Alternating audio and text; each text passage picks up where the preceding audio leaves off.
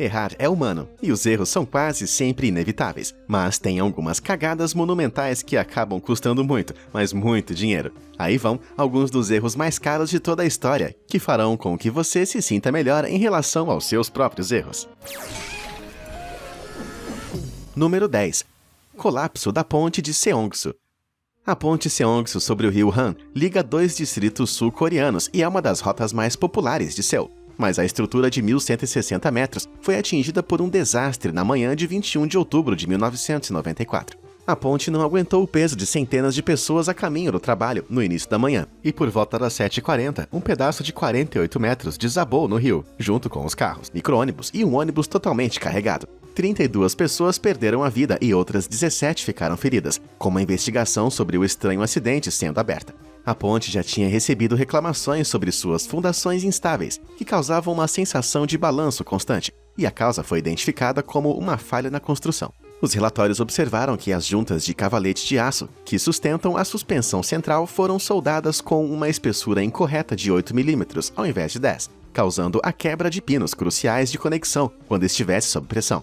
Embora a ponte tenha sido projetada para suportar um peso máximo de 36,3 toneladas por carro, alguns veículos com 47,3 toneladas também estavam usando a ponte para se deslocar. Esses fatores combinados custaram ao Conselho de Estado $185 mil em indenizações às vítimas, além de uma reconstrução completa, que custou o equivalente a 2 milhões a mais, tornando este erro bem caro. Número 9. Arranha-céus mortais. Na primavera de 2014, Londres recebeu um novo e ambicioso arranha-céu em seu distrito financeiro. O edifício reflexível de 160 metros de altura ficou conhecido como o Walkie Talkie, devido ao seu design ousado. Mas essa torre escondia um segredo sinistro. Quando o verão chegou, os cidadãos de Londres começaram a reclamar que os edifícios da superfície côncava voltada para o sul estavam emitindo raios de sol fortíssimos em certos pontos do dia, o que poderia elevar a temperatura a um nível inédito de 70 graus. O feixe de luz altamente concentrado era capaz de derreter ladrilhos e chegou a incendiar o capacho de uma barbearia. Derreteu um Jaguar XJ pertencente ao empresário local, e um jornalista até chegou a fritar um ovo com os raios refletidos pelo prédio.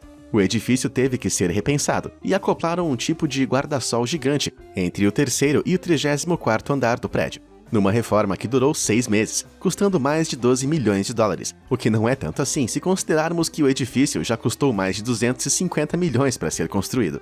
Ironicamente, o arquiteto Rafael Vignoli projetou o Vdara Hotel em Las Vegas, que sofreu um problema semelhante, recebendo o apelido de Raio da Morte, em referência aos raios de sol refletidos. Ele confessou que sabia que isso iria acontecer, mas que não tinha as ferramentas para analisar o quão ruim seria. Alguém precisa dizer para esse cara parar de projetar armas de luz em vez de prédios. Número 8. Desastre do Rio Lotus.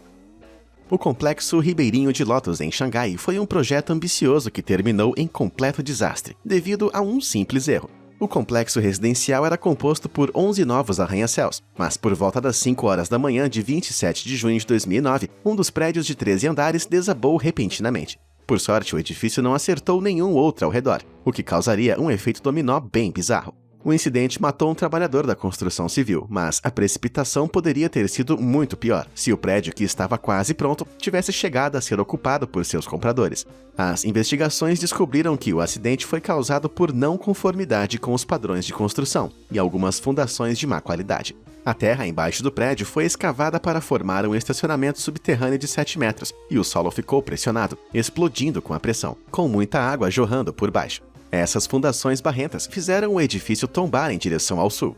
Se a terra tivesse simplesmente sido movida para outro lugar, isso iria impedir todo o problema. Isso fez com que vários investidores do projeto retirassem e solicitassem seu dinheiro de volta.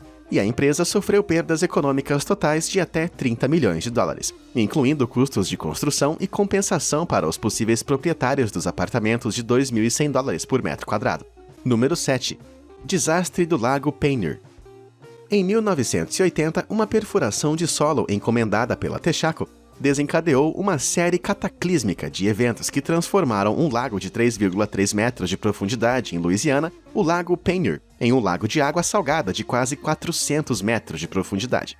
No dia 20 de novembro, uma plataforma de petróleo de $5 milhões, pertencente à empreiteira Wilson Brothers, danificou acidentalmente a cúpula da mina subterrânea de Diamond Crystal. após um erro de cálculo feito pela Texaco em relação à sua localização exata. Cerca de 13 bilhões de litros de água foram drenados do lago, colapsando o solo em um buraco cada vez maior, que criou um poderoso vórtice sugando a plataforma de perfuração. 11 barcaças, um rebocador, 65 acres de terreno e até uma pequena ilha no centro do lago foram sugados. O caos que se seguiu destruiu a maioria das evidências do acidente, uma vez que o ar que escapava da mina causou geysers de 60 metros e o canal Del Cambre ainda inverteu a direção de seu fluxo. Milagrosamente, ninguém morreu, mas a verdadeira vítima foi a imagem da Texaco e seus fundos, pois a empresa pagou 32 milhões de dólares à mina de sal Diamond Crystal e 12,8 milhões a uma entidade ambiental, tornando o Lago Penhur o lago artificial mais caro da história, tirando da Texaco e Wilson Brothers o equivalente a 140 milhões de dólares hoje em dia.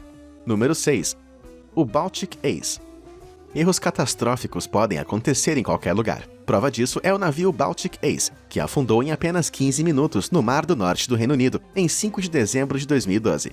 O navio de 23.500 toneladas foi perdido a 65 quilômetros da costa holandesa, depois de colidir com o navio Corvus J, matando 11 de seus 24 tripulantes e afundando mais de 1.400 carros Mitsubishi novos que estavam sendo transportados do Japão e Tóquio para a Rússia. Os destroços chegaram a quase 30 metros de profundidade, em uma das rotas de navegação mais movimentadas do mundo, impedindo uma passagem segura para o tráfego marítimo e arriscando a liberação de substâncias perigosas no meio ambiente. Em março de 2014, a empresa Hicks Waterstadt contratou os parceiros Boskalis e Mamoet Salvage para remover os destroços, que começaram extraindo seus 540 mil litros restantes de óleo. Mais de 18 navios e 150 pessoas participaram de uma grande operação para remover a embarcação naufragada, o que só poderia ser conseguido com a remoção de destroços por partes. A partir de abril de 2015, o navio foi cortado em 8 partes, trazido à superfície em pedaços. Veja que gigante! E aqui estão todos os carros dentro arruinados. A polícia holandesa não conseguiu investigar o acidente em si, pois ocorreu fora de suas águas territoriais. Mas o erro foi especulado como resultado de erro humano, pois nenhum navio seguiu os regulamentos de colisão. Somente a gigantesca operação de resgate custou 67 milhões de euros, o equivalente a cerca de 75 milhões de dólares hoje em dia. Isso sem contar o custo de reparo do Corvus J, bem como a carga que eles estavam carregando. Somando tudo, devemos chegar a um valor de cerca de 150 milhões. Número 5. Mars Climate Orbiter.